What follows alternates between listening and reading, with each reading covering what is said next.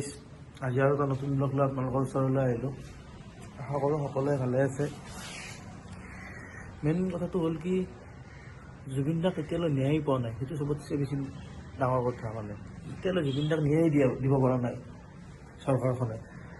আৰু সঁচা কথা ক'ব গ'লে আমি জাষ্টিছ ফৰ জুবিন দা লিখি কিনে আমি ছ'চিয়েল মিডিয়াত ট্ৰেণ্ড কৰি দিছোঁ। মানে আমাৰ ৰাইজসকলে চবেই মানে মিলি মানুহসকলে জুবিন দাৰ নামত জাষ্টিছ ফৰ জুবিন দা লিখি কিনে ট্ৰেণ্ড কৰাই দিলে।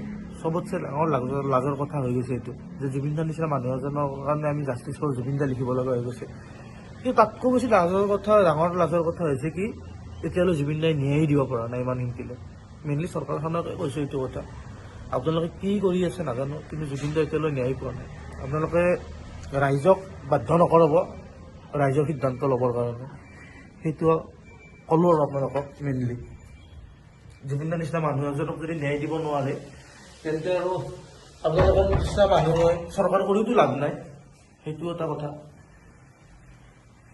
ঠিক আছে, জুবিন দা আশা কৰিছোঁ জুবিন দা বহুত জলদি ন্যায়টো পাব বুলি আশাবাদী আমি সকলোৱে। আপোনালোকে কৈছা ন্যায় দিব, ঠিক আছে, আমি আশাবাদী ন্যায়টো পাব বুলি।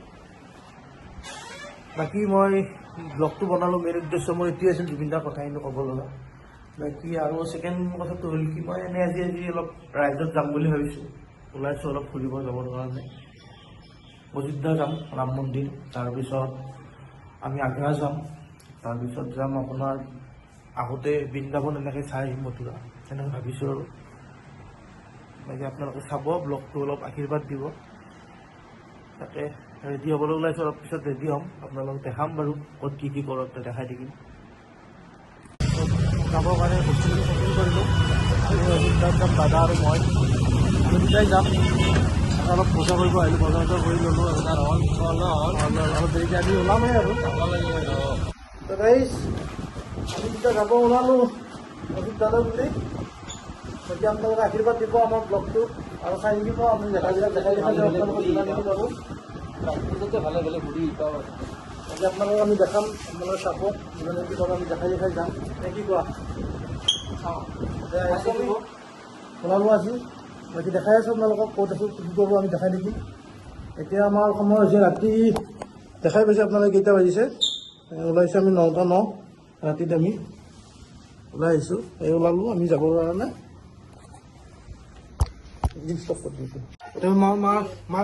মাক মাত দি যাব ওলালোঁ একবাৰ। মই যাব লৈছোঁ, মই কিবা কবি নেকি তই? ভালে ভালে যাবি, ভালকে আহিবি। এইটো মোৰ মা, আহিছে নেকি উঠিল আপোনাক কাজিয়াই লাগে লাগো দেখি কৈছা কৈছোঁ লাগে, কাজিয়াই লাগো, কিন্তু ল'ৰা ছোৱালীখিনি ভালকে লাগে। ব্লগত উঠাৰ ইচ্ছাতে মোৰ এইটো ভণ্টি মৰমৰ। এই শুনো, প্ৰথমতেতো হেপী জাৰ্ণি দুটাকে, আৰু য'তে টোপনি লাগে তাতে দুটাই ৰখি, বেছি খাত্ৰকে খিলাৰি নেদেখাবি। য'ত টোপনি ধৰে তাতে ৰখি হোটেল এখন বুক কৰি কিনে টোপনি মাৰি ল'বি ভালকে। হা, 5 ঘণ্টা মানে টোপনি মাৰি ল'বি, লৈ পেলাই আকৌ যদি ভণ্টি তোমাৰ বাইদেউ এইটো আমাৰ আকৌ ৰাইড ষ্টাৰ্ট কৰবি। ৰাতি যিমান পাৰা তহঁতে 12টাৰ পৰা ৰাতিপুৱা 7টামান বজা, 12টাৰ পৰা ৰাতিপুৱা 7টামান বজালৈকে তহঁতে মানে জাৰ্ণি কৰিব ষ্ট্ৰেছ নকৰবি। তাৰে বাহিৰত তহঁতে ৰাতিপুৱা যিমান দূৰ যাব পাৰে যাই থাক, ঠিক আছে? কাৰণ ৰাতি হাইৱেত বাছে মানে ট্ৰাকে গুৰুত্ব নেদে বেছি। হা,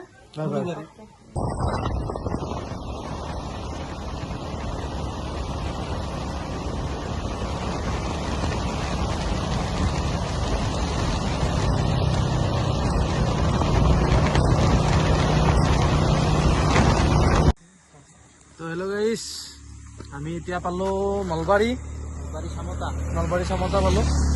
যাই আছোঁ আমি এতিয়া। লোকেশ্যন বুলি ক'ব গ'লে আমাৰ লাষ্ট লোকেশ্যন আগ্ৰালৈ যাম, তাৰপিছত হ'ব বাকী য'ত যাওঁ কি কৰোঁ দেখা যাব। আমাৰ হাতত 10 দিনে টাইম আছে বুলি ধৰি ল'লোঁ। বাকী দাদা কি ক'বা তুমি?